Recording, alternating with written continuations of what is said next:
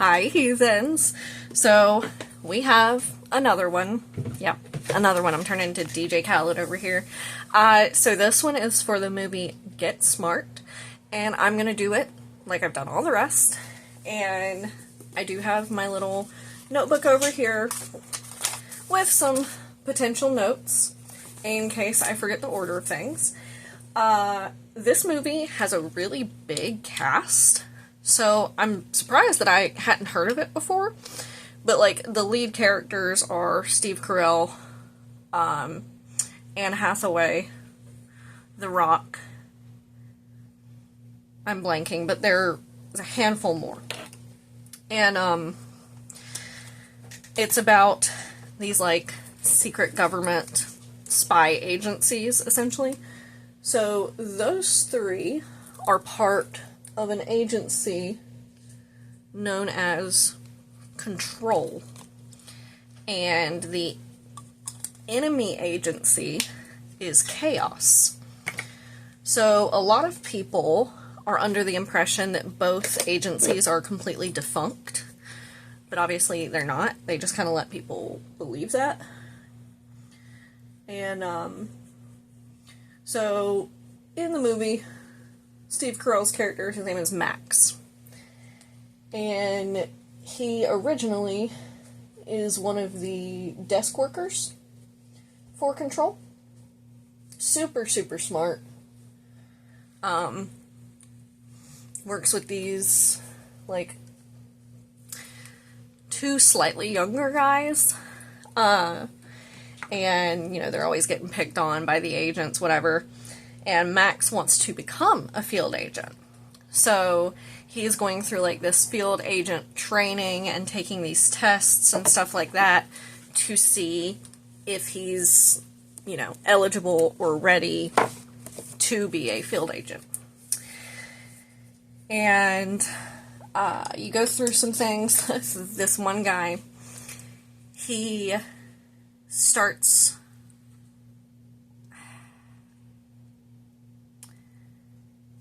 I guess bullying isn't the right word, but he, like, mocks him. And, anyway, so they find out that his field score is good enough to be an agent. He apparently passed with flying colors. But his boss tells him that he can't promote him because he needs him there in the office. Because he's, like, the smartest, you know, office person that they have. And he can't, you know, justify getting rid of that just to put him in the field. I don't know why my eyelids are doing this, so I'm going to clean them off real quick. And Max is like, okay, so let me get this straight. You can't promote me because I'm too good at my job. And he's like, I know how it sounds, but yes, because we can't not have you here. So he's out, kind of upset, and is, like, in front of, I guess, this pet shop, talking to this random dog out there, and he's like, you know, you can't love me, and I wouldn't have time for you. And a runner, who is Anne Hathaway's character, winds up running smack into him. They both fall over, because she's, like, running as he takes a step back. And, you know, he doesn't realize that she's one of them at this point because she's just in, like, normal attire. And they talk for a minute, and then she leaves.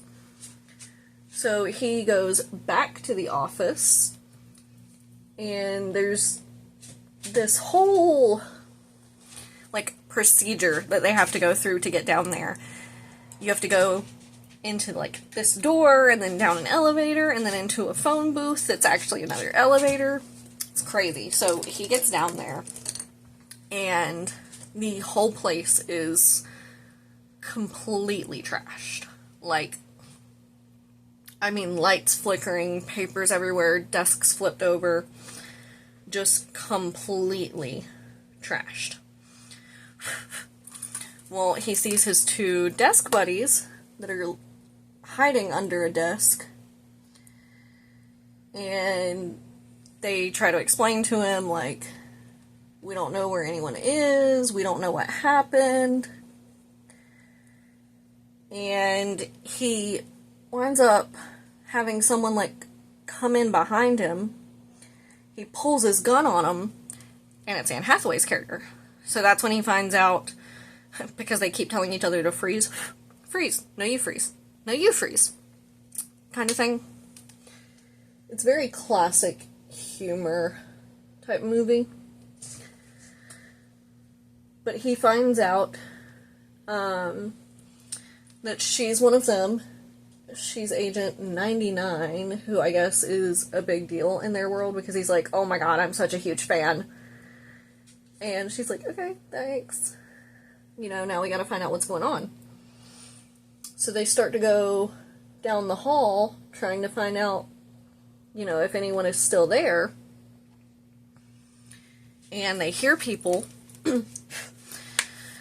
So Max says, I'm gonna create a distraction, you know, you get away while I do this. And, like, cuts on some kind of hose that, like, starts spraying everyone in the hallway. And when one of them gets close enough, he takes the fire extinguisher and, like, bashes them in the head with it. Turns out, not the Chaos agents, it's his people trying to find their way back through the building, and he just smacked his boss in the head with a fire extinguisher. Knocks him out cold. So then they're at some meeting, and the boss says that there's a new field agent who's going to be in the field to help figure this out. And turns out it's supposed to be Max's character. Well, Agent 99 tells the boss, hey, he's a newbie and I'm not comfortable having him on my team. I don't know what he knows. And the boss is like, I hear you, but oh well, my decision. So they go to Russia because while Max was an office worker, one of his jobs was to translate their chatter. So he's been listening in on these conversations that they've been having regarding, you know, bombs and stuff like that. So he knows kind of what's going on from an analytical, technical standpoint. So they get sent over to, you know, Russia or whatever. And he takes her to this restaurant. She's like, why did you pick this one? Like, this is completely random. And he's like, no, it's not. It's, I think the guy's name is Christic. He's like, it's his favorite restaurant. So sometimes he's here, sometimes his people are here. She's like, oh, smart. And, because, you know, he's heard all this through their chatter. And so he gets up to go to the bathroom, and there are these two guys in there speaking Russian, and he hears them say something about, like, radiation or nuclear something. And so he tries to play it off. He's like, oh, don't worry, don't speak Russian, haha. So he keeps, it's really funny because, like, he's in there peeing and, like, keeps stopping his pee stream so that he can listen to them, and then he'll start again because they turn around and, like, look at him. Anyway. So he hears them talking a bit, and apparently they're talking about, they had gotten some of the nuclear weapons from Chechnya, which was one of the, I guess, missions that he had overheard in the chatter. And so he comes back from the bathroom, and he tells Agent 99, hey, I think these are our guys. And So they follow him because he's like picking up food. They're like, he's going to lead us somewhere. You know, don't know where yet, but we're going to follow him. And when they get there, there's like a bunch of guards, and they're using these night vision-esque goggles to like look around the house and watch the guards.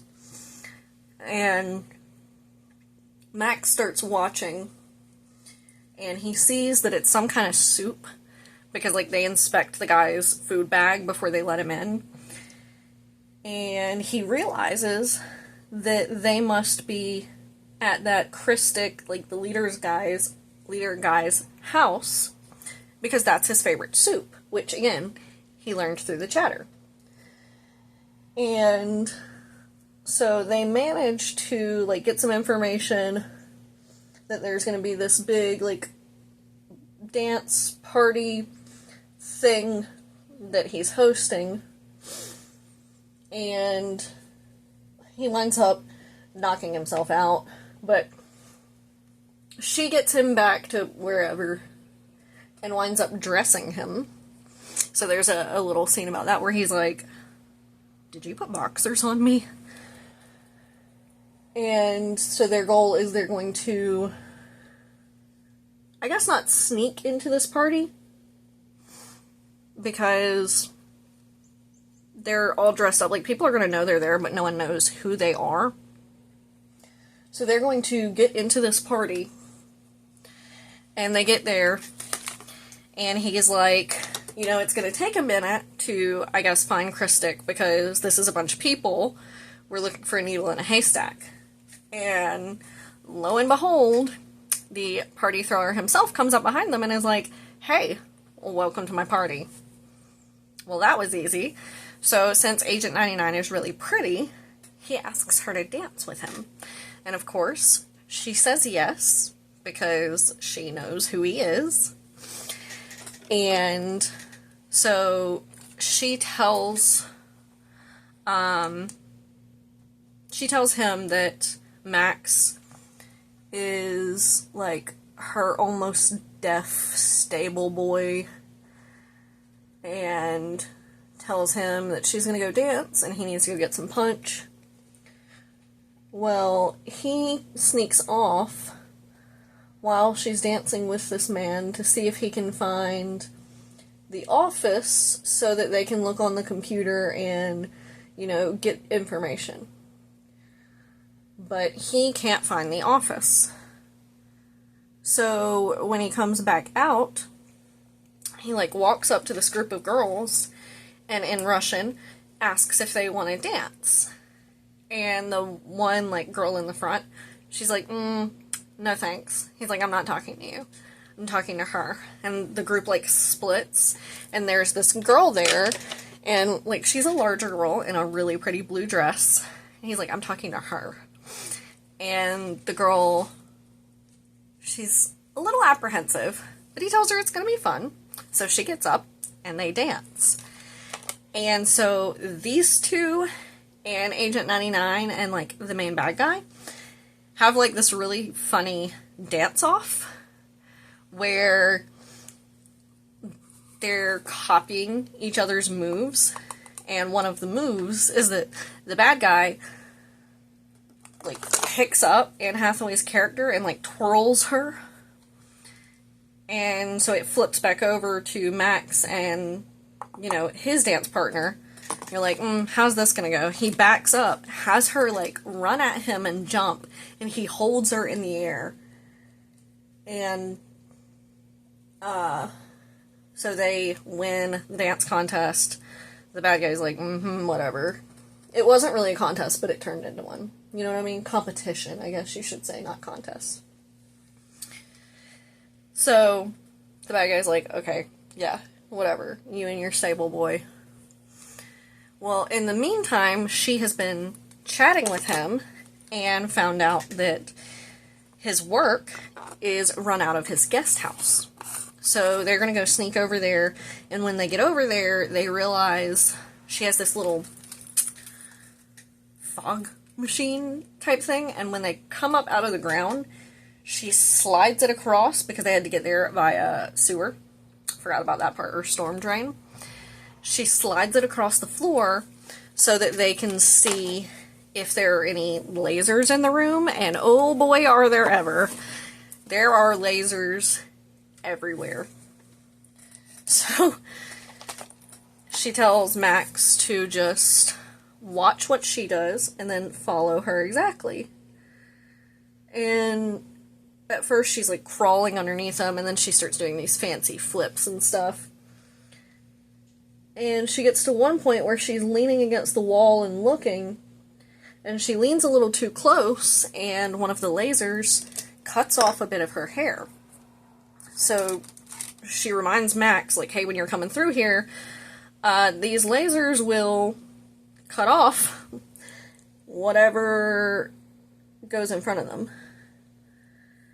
And so he puts on this pretty impressive show of also doing, like, flips and, you know, really acrobatic moves.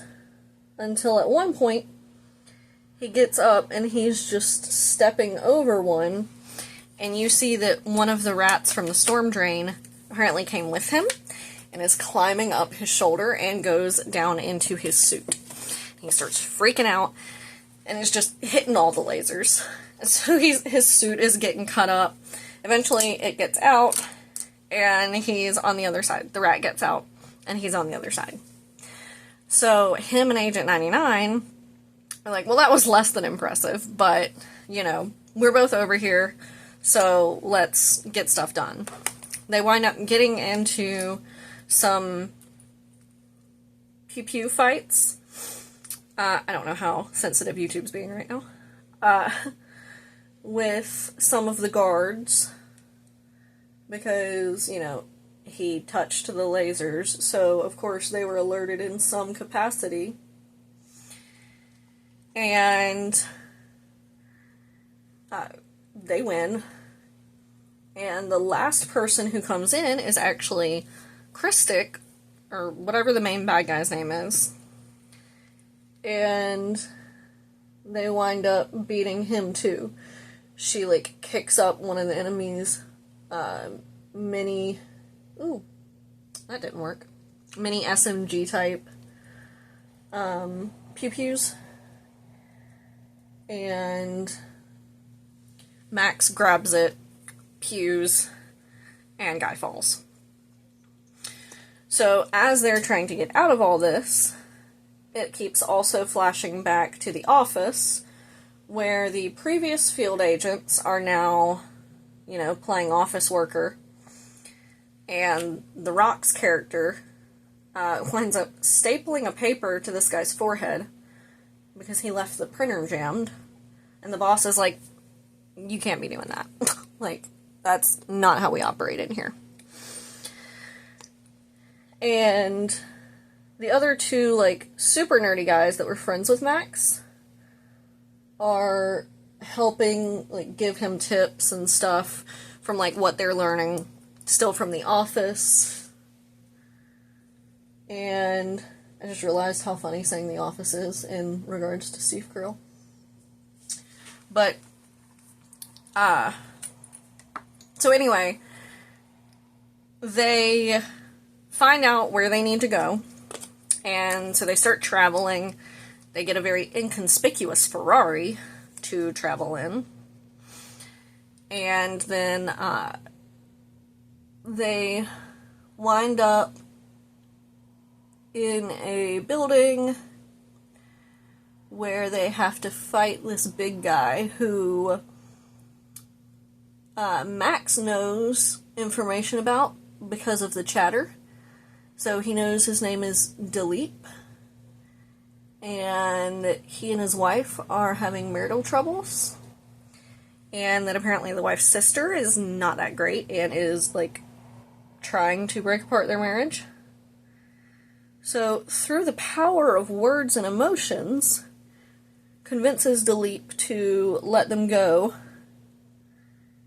and he helps them, like, get across, gets Agent 99 from under this thing that fell on her. Oh, I'm completely skipping a whole scene. When they got to where they were going, they found out that the yellow cake uranium was apparently in the basement of this bakery. So Max goes in there and pretends he's one of the Russian guys and that Christic sent him. And he gets down to the basement and, you know, gets Agent 99 in there, and he's placed a few charges. And they blew it up just enough to where it would collapse on that bottom level. So that's why she's trapped under something while he's trying to sweet talk Dilip into helping them. And so they get away, and they send in The Rock's character, I think he's Agent 23, but I don't remember, to do cleanup from where they exploded the place. And so you fast forward to Max coming into Agent 99's room. She's on the phone with the chief and The Rock's character. And he's telling them that, you know, he's at the site of the cleanup, and there's absolutely no sign of any radioactivity, nuclear, uranium, any of that. It's nothing other than bakery stuff. She's like, are you sure? And he essentially convinces them that Max is a double agent. And since Max was the only one who saw these things, that he was not being truthful, and they weren't actually there. So Max, gets arrested by his own group. I totally forgot to put blush on. Gets arrested by his own group, gets taken back, locked up, and winds up kind of outsmarting the guards and getting out. Dilip has sent him a coded message over America's Top 40 with Ryan Seacrest, stating that things are going to get nuclear hot in LA, telling him, hey, this is where this is going to go down. And so that's when he gets out, outsmarts the guards,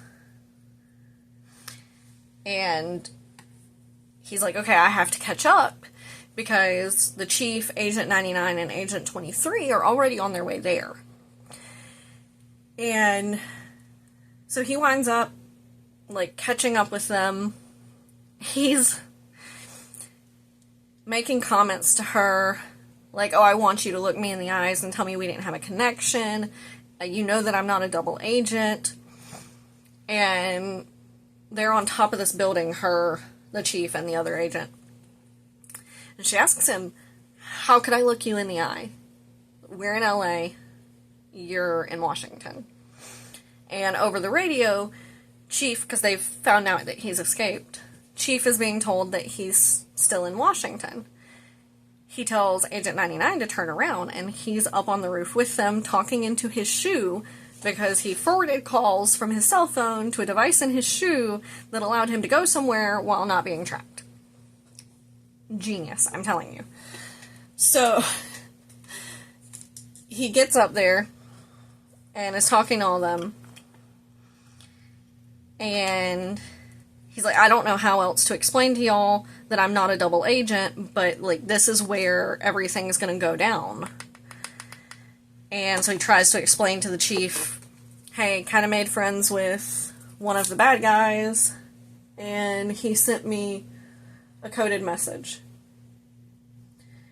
And the chief is like, okay, either you're an idiot or you're not a double agent, and I don't think you're an idiot. So I think we're fine. Well, Agent 23, still not convinced, but he's like, alright, fine. you know, whatever. If you still want this guy with us, there's nothing we can do, but let's find out, you know, where these bombs are so that we can stop them. And they wind up finding out.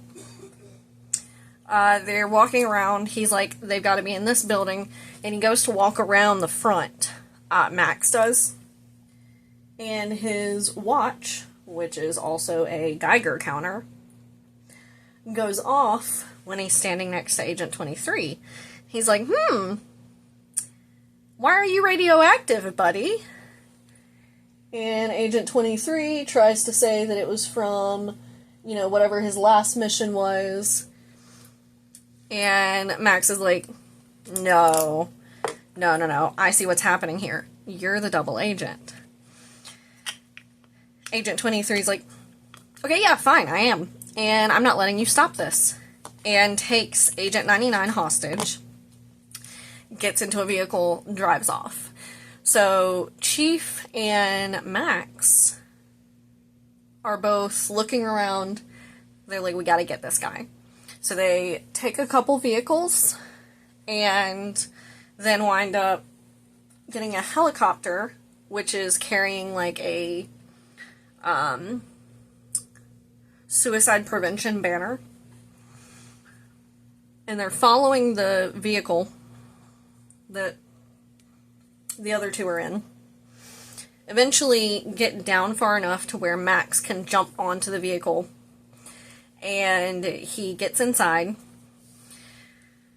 Fast forward, there's a lot of fighting. The little details don't matter that much, but Max and Agent 99 wind up getting out of the vehicle just in time for it to crash into a train with Agent 23 still inside. And they have the briefcase, which has the nuclear code in it, but they don't know what the code is. So they know they have to figure that out. And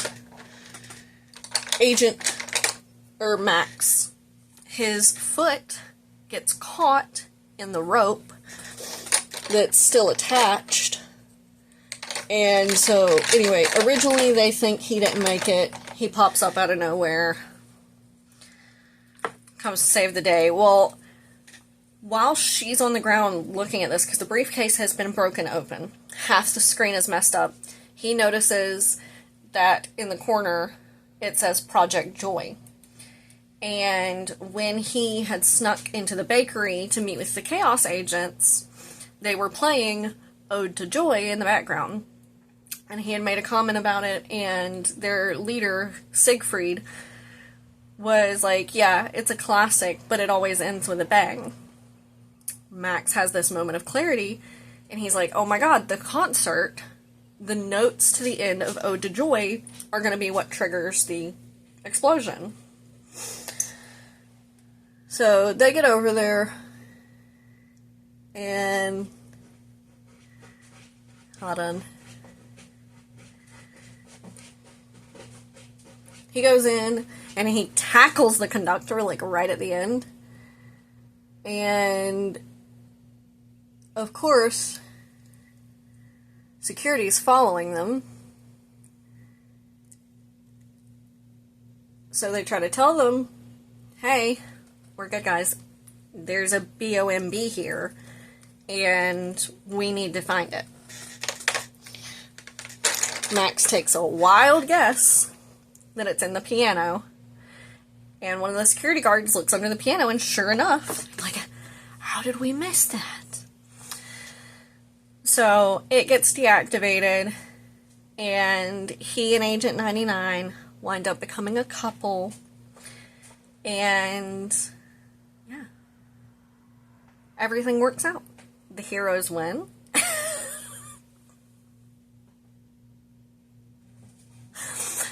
I obviously didn't think of how I was going to end this video. But yeah, that's how it ends. You see them as a couple.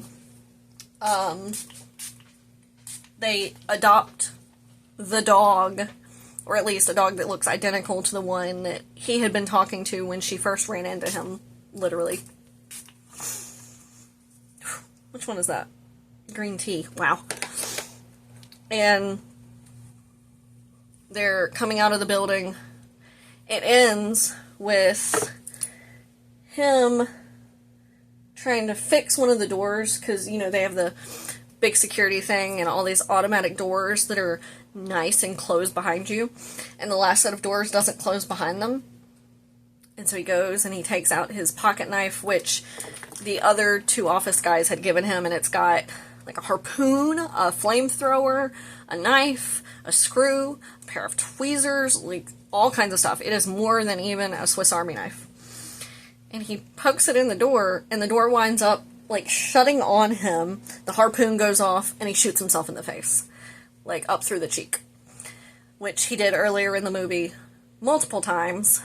I skipped the whole plane scene. They're in a plane, and he winds up ejecting himself because he shoots himself with the harpoon while trying to get zip ties off. Anyway, it's a good movie. I would definitely recommend it if you have not seen it, especially if you like any of those actors. Actually really funny. Like, sometimes movies don't make me actually laugh out loud, but this one did. Would definitely watch it again. And admittedly, it is kind of like that dumb humor, but I really like that. So, I hope you enjoyed. If you like the movie, like the review, or like my makeup, let me know down below. This was not my best review, and I apologize. The rest will be better. It's okay. Okay, anyway, if you enjoyed, thumbs up, subscribe to see more of my content, and I will see you guys next time. Bye.